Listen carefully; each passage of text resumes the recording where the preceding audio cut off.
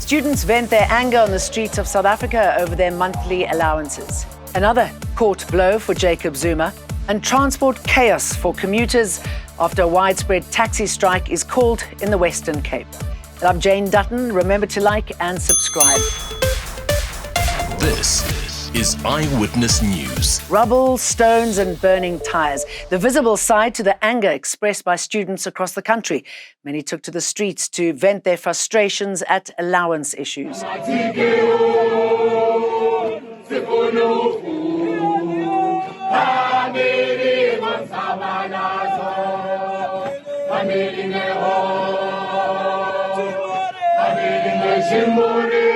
In Durban, University of Technology students say while they've received their NSFAS monthly allowances, they're not able to use them. And they're blaming the new payment system which was put in place recently. Majority of our students only received 3 rands and 4 rands. Some received 650 instead of 1,650. When students try to purchase food using the cards, it declines and says insufficient funds. The students say they will stay on the picket lines until their demands are met. In Pretoria, a group of students from the Tshwane University of Technology marched along the streets of the CBD again. They say most students have not received their allowances, while some have been recently defunded from the financial aid scheme. They're calling for the Education Department to intervene and fix issues faced by NSFAS students. Because it can't be that students are going to class on empty stomachs while they are given also a task to pass and do well in their exams. A widespread taxi strike has been called in the Western Cape, starting today and ending Wednesday.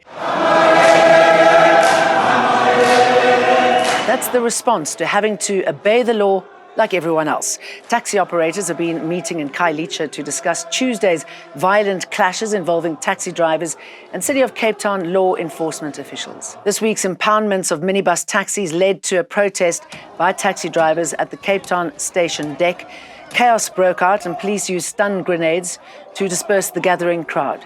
Police arrested 27 drivers. The city is making sure that we are unable to provide the very same service. That is clear by them having impounded over 6,000 vehicles in a space of 6 months. Over 1,000 vehicles every month are taken off the road by the City of Cape Town. So we might as well park them at home. I can confirm that over 1,000 officers across law enforcement, the South African Police Service, Public Order Policing, together with Metro Police and Traffic, have been deployed to strategic hotspots. The taxi strike that is currently unfolding is unacceptable, it is illegal, and we are monitoring the hotspots to ensure that the arrest is made. Please bear with us. During this particular difficult time, we know it's difficult, but we are asking for peace and we are asking that law-abiding citizens are ultimately protected during this particular strike action. The Pietermaritzburg High Court has snubbed Jacob Zuma's appeal to set aside his private prosecution. Here's what it means and how it happened. Last September, the former president served Billy Downer and Karen Maughan with summonses to appear in court for private prosecution. This in connection with his claims that the state illegally leaked Maughan confidential medical information during the course of his arms deal corruption trial.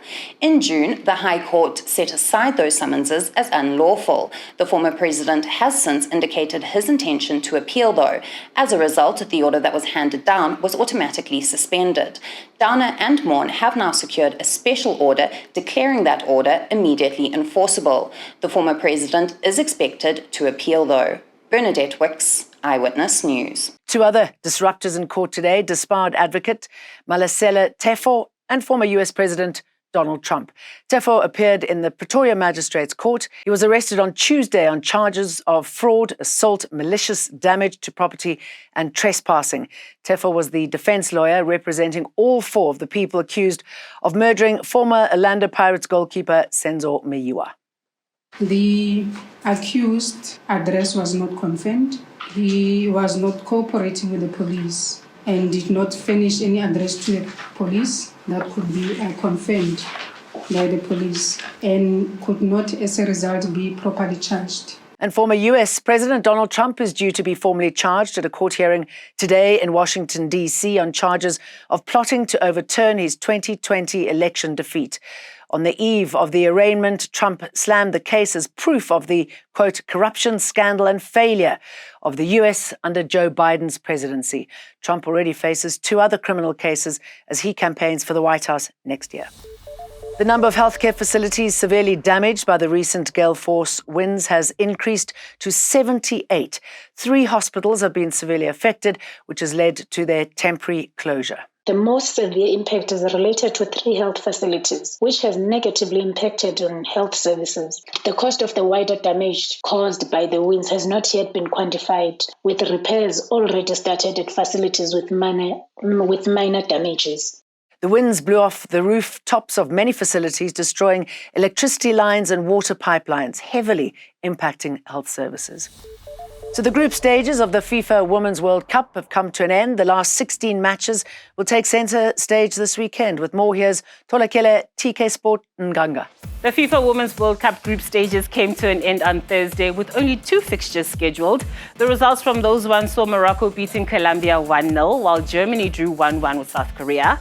Following those results, the Germans are out as they join Brazil in missing out on the last 16 of this competition, while debutants Morocco followed up on where their men's team left off last year in Qatar by progressing to the knockout rounds. The fixtures for the knockout rounds begin this weekend, including South Africa up against the Netherlands. Keeping with that South Africa theme, the Spar Proteas were in action against Uganda at the Netball World Cup.